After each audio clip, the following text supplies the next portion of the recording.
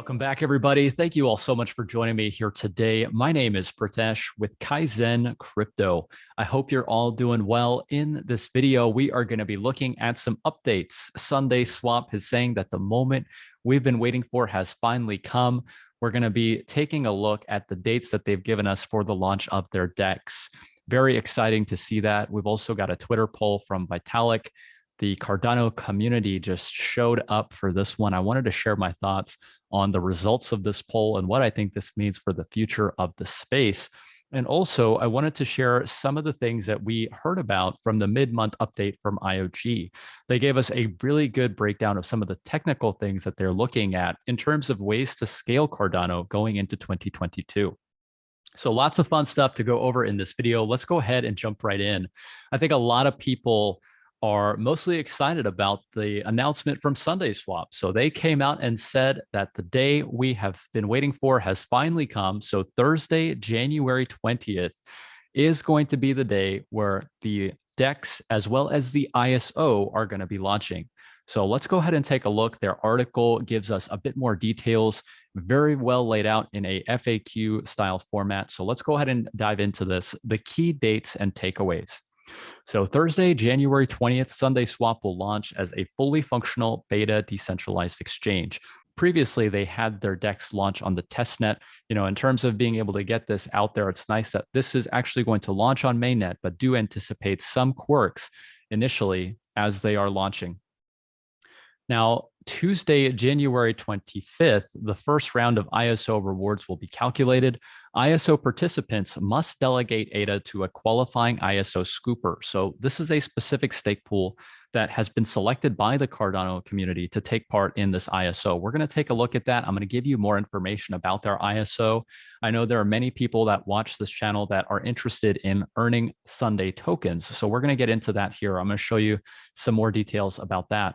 Now, this ISO is going to run for 5 epochs. So you're going to be able to delegate to one of these pools, earn SUNDAE tokens in addition to your ADA rewards for those 5 epochs. And Thursday, January 20th, yield farming SUNDAE rewards begin. So yield farming will be available for at least the first 6 months of the Sundaeswap DEX. And during this period, LP tokens staked to yield farming contracts and eligible pools can earn additional SUNDAE rewards. So we're going to get into all that. So we've got some dates here. January 20th, the actual day of the launch for the DEX and the ISO. And January 25th is going to mark the first payout for the ISO, the SUNDAE token rewards. So now in terms of the details, let's go ahead and get into that. When SUNDAE, the DEX is going to go live on Thursday, and projects will be allowed to create pools beginning on Tuesday, January 18th. So what they mean by that is if you are a token project and if you want to take part and provide liquidity for your token using this DEX, you'll be able to do that on the 18th. Now, how do you get involved, right? Let's say I'm a person who wants to use the Sundaeswap DEX. Biggest thing a lot of people are going to be interested is how can I acquire some of these tokens, right? These SUNDAE tokens. So we've heard about the ISO. We know that you'll be able to earn tokens by yield farming. You'll also be able to purchase the tokens on the DEX. So there's a few different ways to do that. Now, the ISO is one that has a bit more questions related to it. So let's take a look at that here. The ISO will begin as well on Thursday, January 20th. So the same time that the DEX goes live is the same time that the ISO will begin. Now, the rewards that will be paid to the delegators of any of these eligible pools is going to be 5% of the total SUNDAE supply, 1% per epoch. So again, 5 epochs for this ISO. To participate in the ISO, you must delegate prior to the following dates. So round 1 is going to take place January 25th. Round 2 is the 30th, and it's every 5-day period. So each epoch will be a different round for their ISO. Now, what you need to make sure of is that you've actually delegated before this initial period. So before January 25th is when you want to make sure that your ADA delegation is already in a pool that is eligible to be a SUNDAE scooper. And your rewards will be calculated based on the snapshot taken at the time that the boundary begins. So the epoch will roll over at 21:45 UTC. Details on where and how you will receive your Sundae tokens and how you can check your outstanding rewards will be shared soon. So there's going to be some more information that they're going to be providing to us. I will be sure to keep you all updated with that information. If you do want to stay updated, make sure you hit that subscribe and be sure to click that notification bell so you know exactly when I post that content. Now, while we're on the topic of the ISO, let's go ahead and take a look at the scoopers. So a Sundae scooper is going to be one of the 30 eligible stake pools that participated in their vote. It was a community-driven vote. So essentially, any of these pools are going to be eligible for this Sundae ISO. KAIZN stake pools are on the wait list.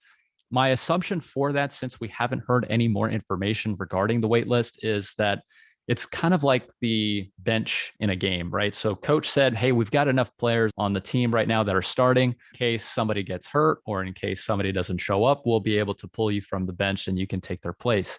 My assumption is that's what the waitlist is. So unfortunately, KAIZN stake pools are not eligible to participate in this ISO. It's kind of unfortunate in that sense. You know, the support from the community during that vote was just incredible. So for those who did vote for us, thank you so much. But these stake pools, these 30 stake pools are the ones that you're going to look for when it comes to participating in the Sundaeswap ISO. I am going to leave all the links for you all down in the description. So if you want to check this out, it's easy access. Just go ahead and click on it. You'll be able to see all of these stake pool tickers so that you can choose the one that's going to be right for you. Now, more information is to come regarding the rewards and how it's going to be paid out. So I will be sure to share that with you as well. Now, let's go ahead and take a look at yield farming. So yield farming is going to be another opportunity for users to be able to participate and earn the Sundae tokens. So yield farming is a form of staking used by the DEX to reduce the volatility of the liquidity pools. So we're going to learn more about what this actually is in the later part of this video.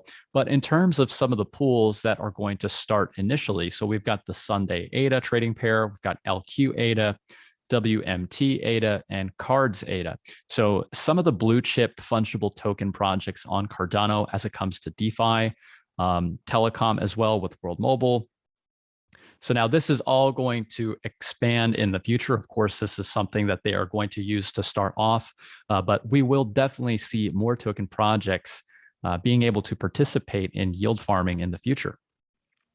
Now, there was a concept that they had brought up called the taste test. So what this does is essentially allows for a fair way to set the initial token price for Sundae tokens. So let's go ahead and take a look at this article here. It says that while we still stand behind the benefits offered by the taste test price setting procedure we previously announced, the contracts we wrote for the taste test were not part of our audit. As we looked at the timelines for our launch, we made the difficult choice not to launch the Sundae token with the taste test. This change allows a Sundae ADA pair to exist at launch and be available for users to swap immediately instead of waiting until after the ISO and the taste test. So it's a bit of a twist there.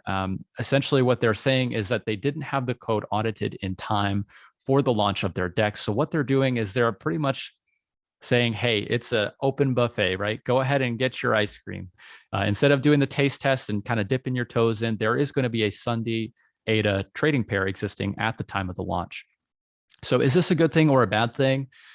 To be totally honest with you, I'm not entirely sure what the ramifications of waiting to do the taste test would be. In this case, I don't think that they're going to go through with it at all. I do think that this is going to start with some initial volatility for the price. So of course, you guys know, not financial advice, but with this taste test now being out of the picture, I think that what this means is that people are going to be more in a speculative, I guess you could say, frame of mind when it comes to being able to trade on the DEX when it first comes out. So we might see some pretty insane price volatility to start, but that's just my initial assumption. Now, they said that they will continue to develop the taste test and plan to offer this as a service to other projects that choose to launch on the Sundaeswap platform in the future. So they're not doing this for their own token, the Sundae ADA pair, but they will have this technology available for other token projects to use in the future. Interesting to know. Now, in terms of why it's called beta, so like any great technology, there are going to be some issues to start out. So this is a beta because they are anticipating some of those things like bugs, initial quirks in the protocol, which they may have missed because they weren't able to test the usage like we're going to be putting this thing through. Of course, they did have this running on the testnet to get as much information as possible, but things are always subject to change in that regard. So we are launching with a beta label because while the DEX's smart contracts have been fully audited and the DEX will meet all industry standards for security, the implementation of fully decentralized governance will not be immediately possible due to existing transaction size limits on the Cardano blockchain. So there's going to be more information that they are going to update us with in the future. And in terms of some of the first things to note, so they actually did mention here in this article that it's important to have your expectations in check.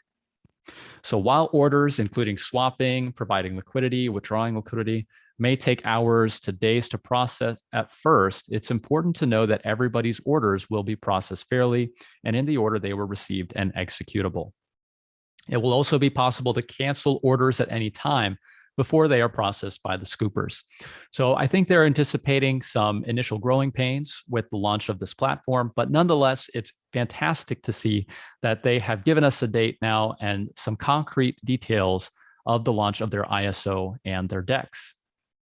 So we took a look at the Sundaeswap scoopers. Now, for those who might be more interested in yield farming, let's go ahead and take a look at that. This is also part of their website. It's on their help section. It contains quite a few articles here, just giving us more information about how to use the DEX, what some of the features are, such as yield farming and liquidity pools.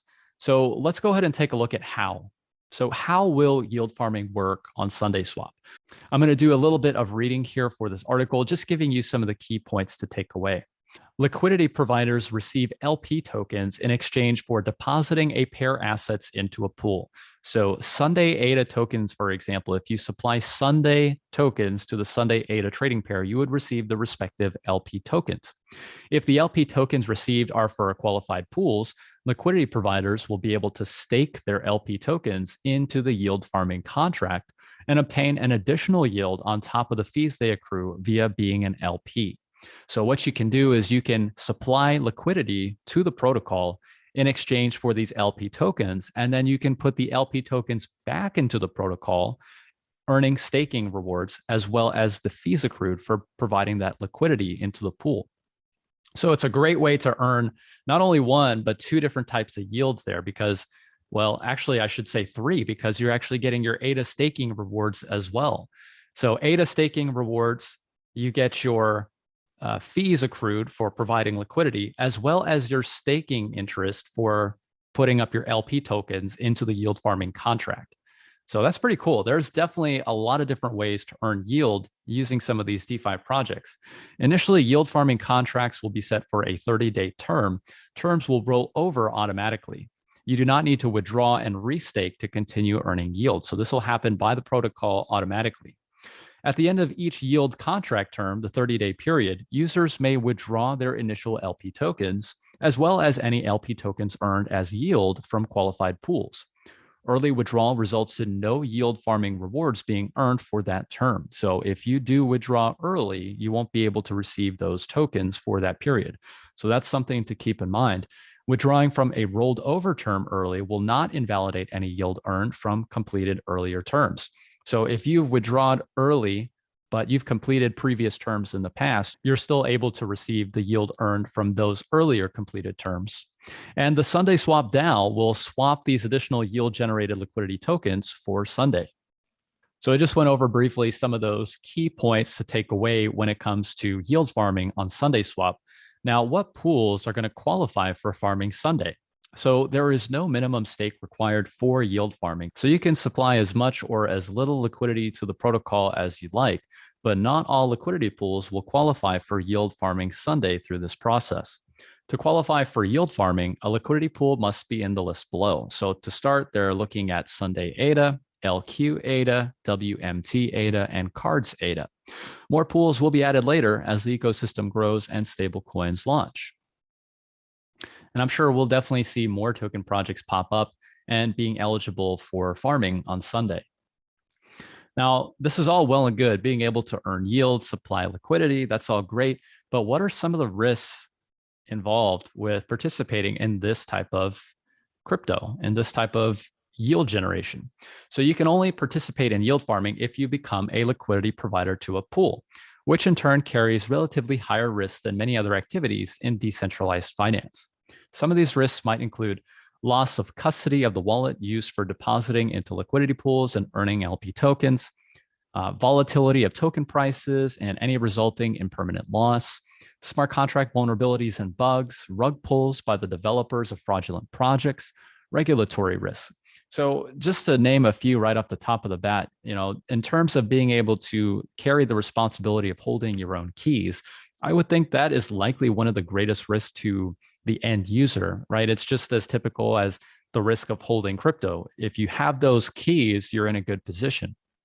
The other thing I could possibly think of is maybe there is a fraudulent token project, that does this large scale token raise or fundraising project with like an ISO or an ICO, something like that. And maybe they decide to take off and run with the money. So that could be another concern. Also regulatory risks. So any type of securities laws that you might get into, that could also be a concern. So things like that, in terms of what I would look out for, it would really just be making sure that these projects are legitimate, that they have been audited, that you know for sure that there is value within these ecosystems because people trust the code. So that's just what I'm looking for when it comes to these different DeFi projects. It's, of course, an entirely different ecosystem when it comes to earning yield apart from staking, right? So you can hold ADA in a wallet, but this goes one step further with DeFi and yield farming. So it's really important to pay attention to things like that. So I'm very excited for Sundaeswap, looking forward to the launch of their DEX. So Thursday, January 20th is when the DEX launches, as well as the ISO. So lots more information, I'm sure, is to come. If you all do want to stay updated with that, please be sure to subscribe and click that notification bell as well. Really quick, I wanted to touch on a poll that was created by Vitalik. This was very interesting. It got quite a bit of buzz, quite a bit of hype within the Cardano community as well. And rightfully so. We can see that ADA even beat out Bitcoin for this poll. So what he said was, you wake up in 2035 and 80% of all the transactions plus the savings in the world are in one currency that is not Ethereum. Which would you prefer it to be? And the communities have spoken. Of course, here at the Cardano community, we are all ghost chain bots, right? So that's one thing to keep in mind. I see the craziest stuff on social media sometimes. They said that it was bots that won this poll. But it's interesting to think why the creator of Ethereum had even conducted this poll in the first place. I did put out a tweet and just said that he's actually very open-minded for putting this poll together because he realizes that in this world, there's going to be more than one option for people. Like people drive more than one type of car, right? There's Hondas, Toyotas, Lexuses, BMWs, and yet all these cars are able to use the same roads and bridges and tunnels and everything like that. It's the infrastructure, right? So all these different vehicles are still able to take part in the broader ecosystem that we have of transportation. Now, I think it's the same thing in this respect. So it's very interesting to see that ADA is actually ranked above Bitcoin in the sense that all the transactions, or at least majority of them, savings in the world are denominated within that one currency. So interesting to know about. Let me know what you guys think. For all of you ADA holders out there, were you guys impressed to see this? I know I was. I was really happy to see that the Cardano community just really showed how strong it is. And I think Vitalik also sees us now. So very interesting to see that ADA is the winner of this poll. And last up, for those of you all who have stayed till the very end, we got an incredible mid-month update from IOG, and they talked a lot about a bit of the technical side of things in terms of how they plan on scaling Cardano throughout the year of 2022. So they did also put out a fantastic blog post. So they've got some written content here giving us a bit of descriptions as to what are some of those possible solutions for getting us to scale to these thousands of transactions per second. Two different types of thought processes here. So you've got some on-chain solutions and off-chain solutions. But what I wanted to show you here is just this incredible graphic that they put together as well. I feel like this does a great job of allowing for a visualization of some of these more technical side of things in terms of how they want to scale the blockchain. So one of the first things that they had done, and this is starting with on-chain, is increasing the block size. So this happened just recently. The block size was recently increased by 8 kilobytes, going from 64 kilobytes to 72 kilobytes, increasing the size of the amount of transactions able to fit into a block. Another term that they had talked about is called pipelining. So pipelining improves block propagation times by coalescing validation and propagation. The goal is for blocks to be propagated to at least 95% of peers within 5 seconds by reducing the dead time between blocks. And what they mean by dead time is if you think about when a block is propagated, the time in between the block propagations is what they're referring to as dead time. So it's interesting, they're trying to optimize that as well. Another is input endorsers, improving the block propagation times and throughput by allowing transactions to be separated into pre-constructed blocks. Very technical here, so I'm not going to go too into it, but I just wanted to show you some of the key points that they have mentioned. We know that in the future that there is not going to be one single chain to rule them all. There's going to be different ecosystems that are going to need to talk to each other. So with solutions such as DC Spark's Milkamada EVM sidechain, you're going to have a two-way mechanism, a bridge, so to speak, that enables tokens and other digital assets from one chain to be used in another. Assets can be moved between the chains as needed. Another is going to be Hydra. So Hydra has been talked about a lot in terms of a possible scaling solution, which is isomorphic state channels. And what this does is it provides more efficient means to process transactions off-chain while using the main chain ledger as a secure settlement layer. And another off-chain solution we've heard about is called Mithril. Mithril will improve chain synchronization while maintaining trust. The result is multi-signature aggregation that is fast and efficient without compromising security features. So it's a lot of technical talk in terms of how they plan on scaling this blockchain. They did also provide some great examples here in the written part of this article, but I just wanted to show you that infographic. I think it's really cool to just get a visual for what are some of these things that they are thinking about to get us to be able to scale this blockchain to meet the demands of millions and soon to be billions of users. And with projects like Sundaeswap coming about, it's going to be very exciting to see what the blockchain is going to look like with these DEXs now popping up. So many of these transactions taking place. We've got all these NFT drops happening that'll pretty much max out the chain capacity. So it's really cool just to see where we are now and where they're thinking about going here throughout the year of 2022. So lots of cool stuff happening here, everyone. There is so much to keep track of. That is what I have for you all here in this video today. I really do hope that you all enjoyed it. Hopefully you do find some value from this content. If you did, please be sure to drop a like for me. And also, if you're going to be participating in the Sundaeswap ISO, let me know down in the comment section. What are you most excited about? Are you going to be taking part in the ISO? Are you going to be supplying liquidity to a pool? Or are you just going to buy Sundae tokens on the DEX? Let me know down in the comments. I would love to hear from you all. All right, everyone. Well, thank you all again so much for watching. And until the next video, take care.